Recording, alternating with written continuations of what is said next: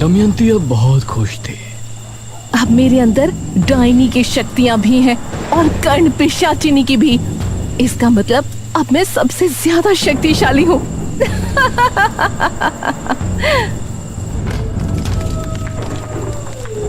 दमयंती ने राक्षसी देवी को प्रणाम किया और फिर राजा भीम सिंह के महल की तरफ चली गई। राजा भीम सिंह उस समय अपने शयन कक्ष में सो रहा था।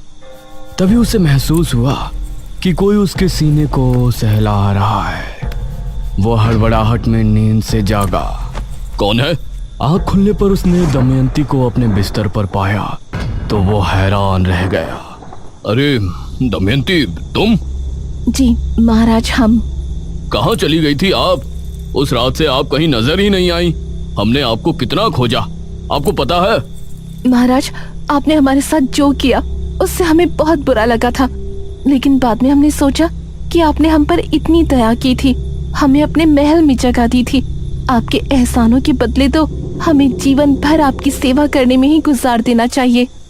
यह सुनकर राजा खुश हो गया। ऐसा नहीं है दमयंती, आप बस हर रात हमारा अकेलापन दूर कीजिए, यही हमारे लिए काफी है। क्यों नहीं महाराज? ये कहकर दमयंती महाराज पर झपटी। महाराज बेड पर वापस गिर गए और दमयंती उनके सीने पर बैठ गई। वो महाराज के चेहरे पर प्यार से हाथ फेरने लगी।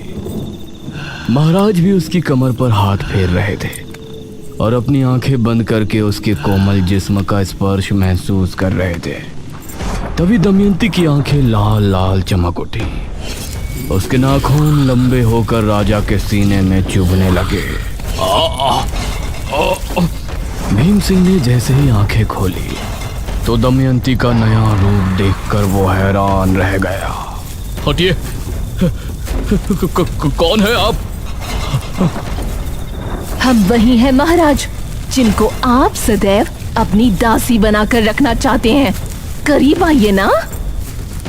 दमयंती ने अपना तेज पंजा राजा के सीने पर ऐसा चलाया कि अगले ही पल भीम सिंह का दिल दमयंती के हाथ में था।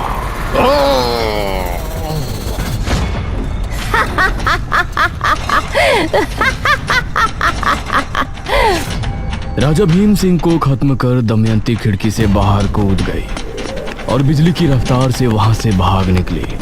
वो अब बहुत खुश थी। उसके बाद वो सीधा अपने माँ बाप के पास पहुंची।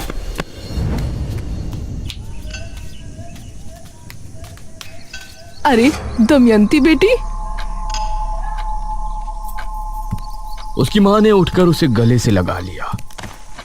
कहाँ चली गई थी बेटी? अब कहीं नहीं जाऊंगी माँ। लेकिन उसका पिता तभी उस पर गरज कर बोला। कहाँ मुंह काला कर रही थी इतने दिनों से? मिल गया होगा कोई प्रेमी जिसके साथ तू रंगरलियां मना रही होगी। आप ऐसा क्यों बोल रहे हैं? हमारी बेटी इतने दिनों बाद आई है। इसी बात का तो दुख है। अब तो इससे जमींदार भी शादी नहीं करेगा, क्योंकि गांव में ये बात फैल गई है कि मेरी पुत्री घर से भाग गई थी। यह सुनते हुए दमयंती अपने पिता को गुस्से भरी निगाहों से देख रही थी। वही जमींदार ना पिताजी, जिसको आप अपनी इस पुत्री को 50,000 मुद्राओं में बेचने वाले थे? यह सुनकर दमयंती का पिता हैरान रह गया। अगर हम भागते नहीं तो अभी तक आप हमें बेच चुके होते। उसे विवाह नहीं, बेच फरोख कहते हैं पिताजी। ये सुनकर उसका पिता दांत भींचते हुए अपने कमरे में चला गया। माँ, मुझे भूख लगी है, खाना लगाओ। दमयंती की माँ ने उसके लिए खाना लगाया और दमयंती ने खाना शुरू किया। लेकिन काफी खाने के बाद भी उसकी भूख मिट नहीं रही थी। माँ, और दो ना, भूख लगी है। बेटी, तुम 8 रोटी खा चुकी हो, अभी तक तुम्हारी भूख शांत नहीं हुई। ये सुनकर दमयंती को भी बहुत अजीब लगा, क्योंकि इस बात पर उसने भी ध्यान नहीं दिया था। कोई बात नहीं बेटी, मैं अभी बनाती हूँ, रुक। दमयंती की माँ ने उसके लिए 4 रोटियां और डाली, लेकिन उन्हें खाने के बाद भी दमयंती की भूख शांत नहीं हो रही थी। ठीक है माँ, मैं सोने जा रही हूँ।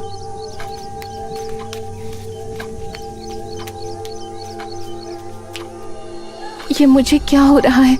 इतना खाने के बाद भी भला मैं भूखा क्यों महसूस कर रही हूँ?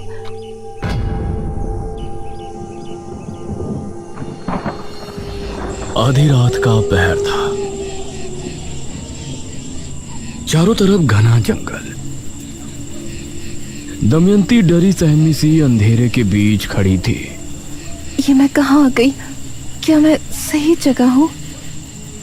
वो इधर उधर देख रही थी, लेकिन घने जंगल के अलावा कुछ भी नजर नहीं आ रहा था। तभी उसे एक आवाज सुनाई दी। यह आवाज सुनकर वो अचानक से डर गई और झाड़ियों के बीच जा छिपी। उसने देखा कि 4 आदमी कंधे पर एक ताबूत उठाए आगे बढ़ रहे हैं और उन्हें पहचानते ही वो बेहद डर गई। हे काली दुनिया की देवी, मुझे बचा लीजिए। वो चारों दमयंती के जितना करीब आ रहे थे, उसके दिल में खौफ और भी ज्यादा बढ़ता जा रहा था। वो उस तक पहुंचने ही वाले थे, तभी अचानक उसे झटका लगा। उसने पाया कि वो जमीन पर पड़ी है, क्योंकि वो तभी खाट से नीचे गिरी थी। हाँ, ये भी स्वप्न था। इतना कुछ हो गया जिंदगी में, लेकिन ये स्वप्न अभी भी वहीं का वहीं है। उसने उठकर पानी पिया।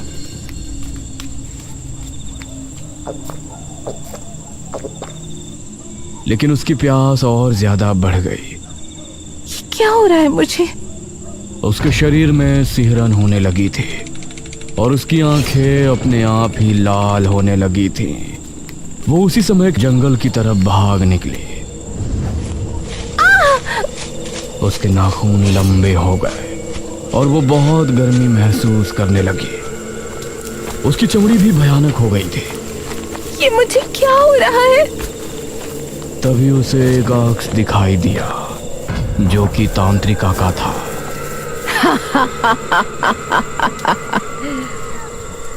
तांत्रिका? तूने मुझे मारकर मेरी शक्तियां तो ले ली है ना? तू भी अब मेरी तरह डायनी बन चुकी है। तुझे अब रोजाना एक इंसान का खून पीना होगा, तभी तू खूबसूरत और जवान रह सकेगी। यह कहकर वो आग से गायब हो गया और ये सुनकर दमयंती के पैरों तले जमीन निकल गई। वह तेजी से गांव की तरफ दौड़ी। उसे बहुत प्यास लगी थी और अब उसे बर्दाश्त नहीं हो रहा था। वह चौक पर खड़ी गांव के घरों को देख रही थी। इनमें से किसी घर में जाकर अपनी प्यास बुझानी पड़ेगी, वरना मैं ऐसे ही बदसूरत बनी रहूंगी। तभी उसे सामने एक आदमी आता हुआ नजर आया, जिसने खुद को चादर से ढका हुआ था। वो बिजली की रफ्तार से भागी और उस पर झपट पड़ी। वो उसे लेकर झाड़ियों में गिरी और अगले ही पल झाड़ियों से उस आदमी के चीखने की आवाजें गूंजने लगी।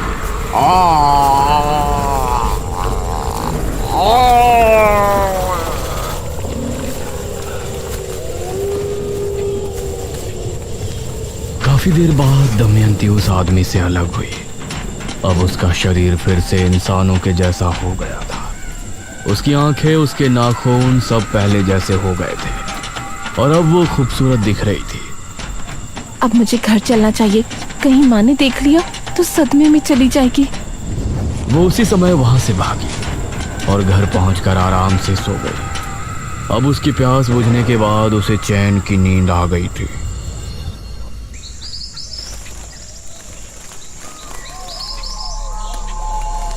अगली सुबह घर में अजीब सा मातम सुनकर उसकी आंख खुली।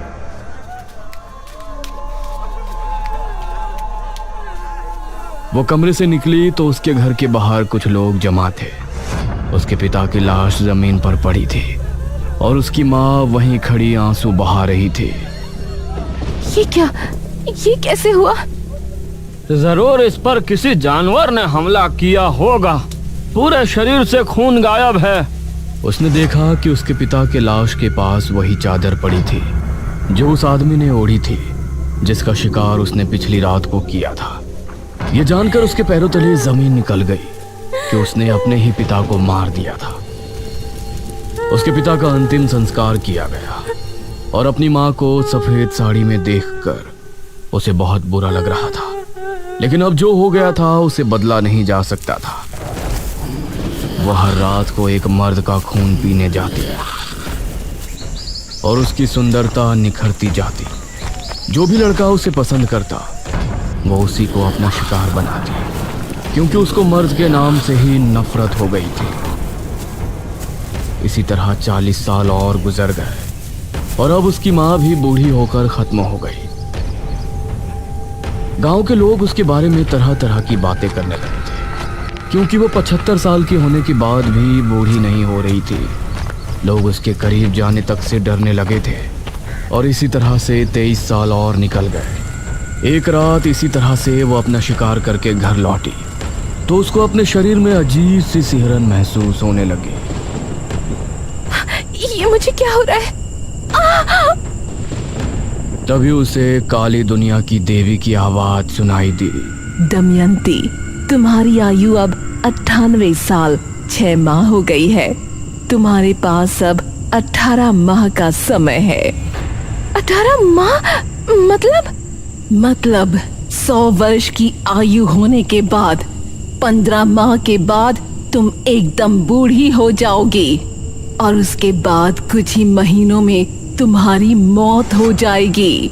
ये सुनकर दमयंती के पैरों तले जमीन निकल गई। लेकिन मैं कैसे मर सकती हूँ? मैं तो बहुत शक्तिशाली हूँ। डायनी योनि का एक नियम होता है।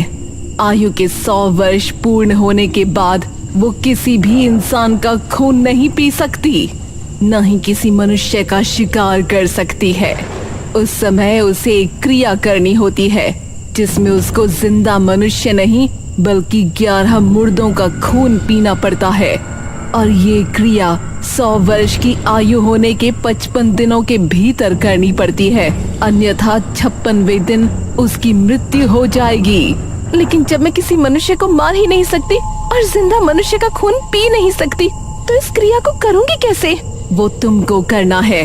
कैसे करना है ये सब तुमको देखना है, लेकिन उस क्रिया को करने के बाद ही तुम्हारी आयु 1000 साल बढ़ जाएगी, अन्यथा तुम्हारा अंत हो जाएगा।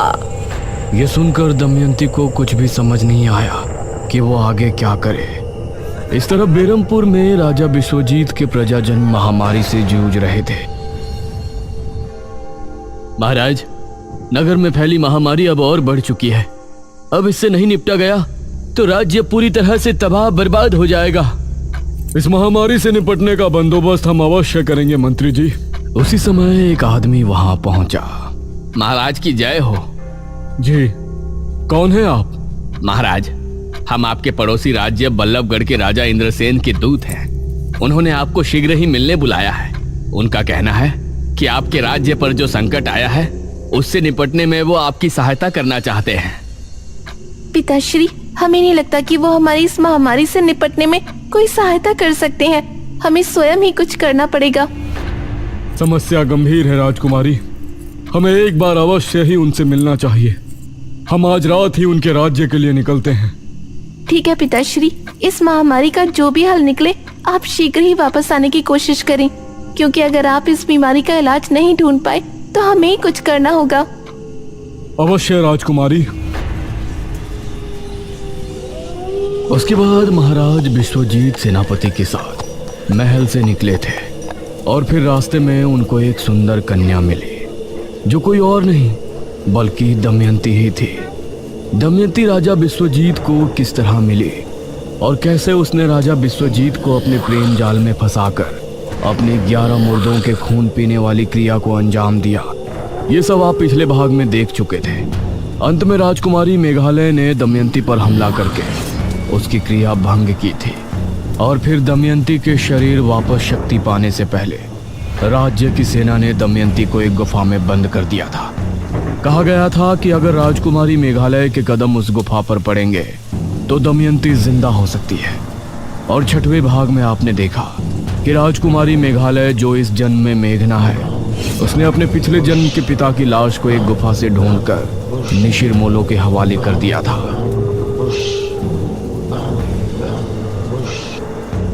और फिर अपने शहर वापस आ गई थी। लेकिन भाग के अंत में हमने देखा था कि दमयंती एक ताबूत से बाहर आ गई है जो कि उसी गुफा में रखा था। वो कैसे वापस आई और अब आगे क्या करने वाली है, यह सब जानने के लिए आइए देखते हैं आगे की कहानी। तभी जनकपुर का माहौल बदल गया था। तेज तूफानी हवाएं चलने लगी और आसमान में काले बादल छा गए। हे भगवान, आज तो लगता है तूफान आने वाला है। आसमान में बिजली कड़क कर बार बार गुफा पर गिर रही थी। उसकी गहराई में एक और ताबूत रखा था जो पिछली बार भी हमने देखा था। उसके अंदर से धम धम की आवाज हुई और फिर उसका ढक्कन खुल गया। धीरे से उसके अंदर से दमयंती बाहर आई। उसके चेहरे पर अजीब सी मुस्कान थी। उसकी आंखें लाल लाल चमक रही थी और नाखून बहुत पैने हो गए थे। हम जाग उठे हैं, हम फिर से आजाद हो गए, आजाद हो गए हम। वो भयानक अंदाज में हंसती हुई गुफा से बाहर की ओर बढ़ गई। उसके चेहरे पर एक रहस्यमय मुस्कान थी जो आने वाले खतरे की तरफ इशारा कर रही थी। वो तालाब के किनारे पहुंची तो उसे पानी में उसका अक्स नजर आया। उसने पाया कि वो बूढ़ी दिख रही है। अरे ये क्या, मैं बूढ़ी कैसे हो सकती हूँ? मेरी आयु तो 1000 साल हो गई थी। तभी उसे तांत्रिका की आवाज सुनाई दी। घबरा नहीं, पहले के जैसे अब तुझ में कमजोरी नहीं आएगी। लेकिन मैं बूढ़ी क्यों हो गई? इस तरफ मेघना इशिता से बात कर रही थी। इशिता, वो दमयंती किस गुफा में है, इसका पता तो हमने लगाया ही नहीं ना। अरे यार, हम उस गांव में गए थे मृत्युंजय अमृत का सैंपल लाने। उसके बाद तू वहाँ की राजकुमारी निकली। निशिर मोलो से हमारा सामना हुआ और आखिर में तूने उन्हें महाराज की लाश देकर हमेशा के लिए वापस भेज दिया। अब इस चैप्टर को क्लोज करना यार। उस दमयंती का क्या हुआ, तू इस बारे में क्यों सोच रही है? नहीं, हमें उसके बारे में पता होना चाहिए ना। ओ बहन, तू अब काम पर ध्यान दे। दमयंती तब तक जिंदा नहीं होगी जब तक तू उस गुफा में कदम नहीं रखेगी जिस गुफा में उसे रखवाया गया था। और हमें तो उस गुफा के बारे में कुछ पता ही नहीं है। इसका मतलब न तू कभी उस गुफा के अंदर जाएगी न कभी वो वापस उठेगी। ये सुनकर मेघना चुप तो हो गई, लेकिन उसके दिमाग में अभी भी बहुत से सवाल चल रहे थे।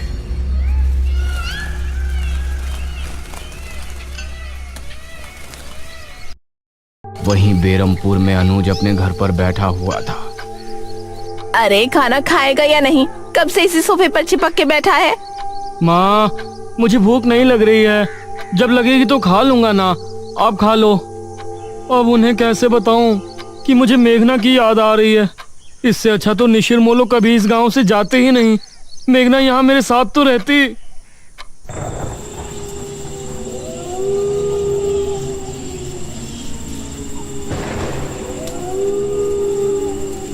इस तरफ दमयंती जो अब बूढ़ी हो चुकी थी, उसको समझ नहीं आ रहा था कि उसके साथ ऐसा क्या हो रहा है।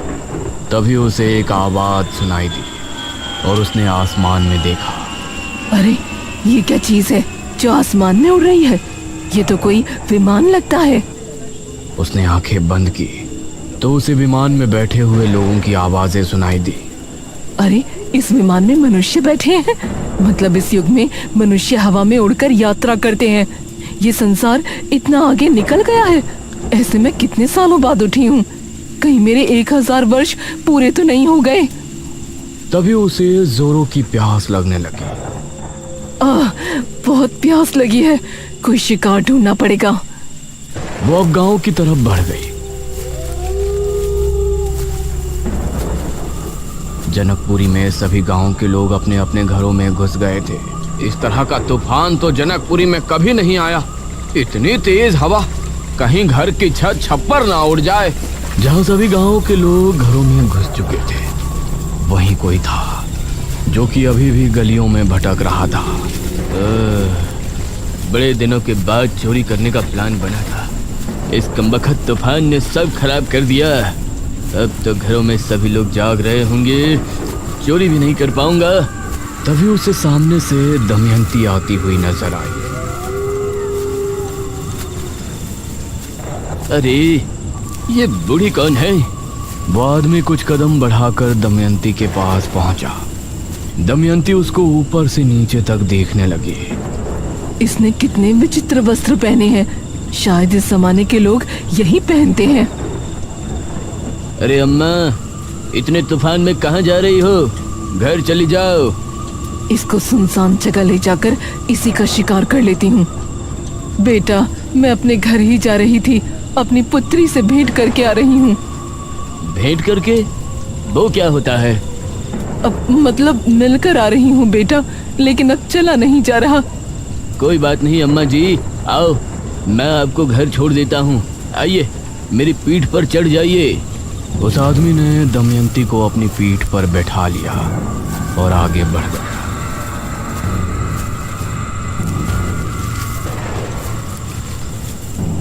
इस जमाने के लोग तो काफी शरीफ हैं। ये अच्छा है, मुझे इनका शिकार करने में ज्यादा मेहनत नहीं करनी पड़ेगी।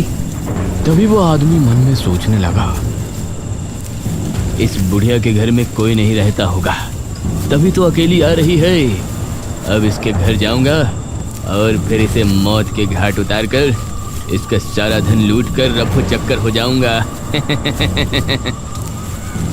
उस आदमी के मन की बात दमयंती ने सुन ली और उसे गुस्सा आ गया।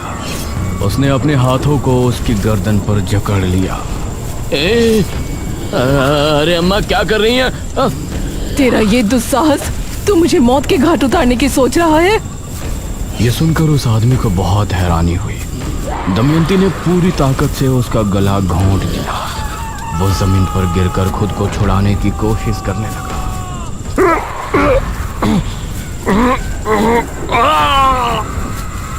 उसकी चीख सुनकर आसपास पेड़ों पर बैठे पक्षी फड़फड़ाते हुए फिजा में उड़ गए। दमयंती उसे पूरी तरह से खाली करके उठ खड़ी हुई।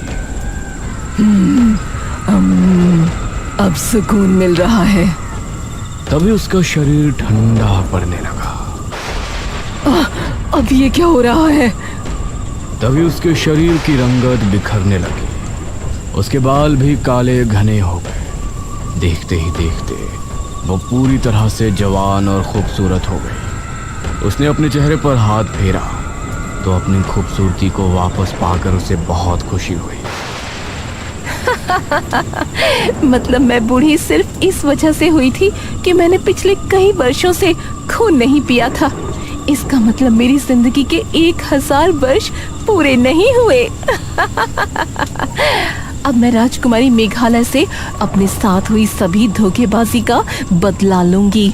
मार दूंगी उसको चारों तरफ से, मार दूंगी उसको चारों तरफ, तबाही मचा दूंगी। दमयंती आगे क्या करने वाली है? वो अचानक कैसे आजाद हो गई? क्या अब मेघना की जिंदगी में खतरा और ज्यादा बढ़ गया है? अनुज मेघना को पसंद करने लगा है। क्या होगा इसकी प्रेम कहानी में? बने रहिए हमारे साथ इस रोमांचक और डरावनी कहानी के अगले भाग ताबूत पार्ट 9 में भी, सिर्फ और सिर्फ स्कल टाउन्स यूट्यूब चैनल पर।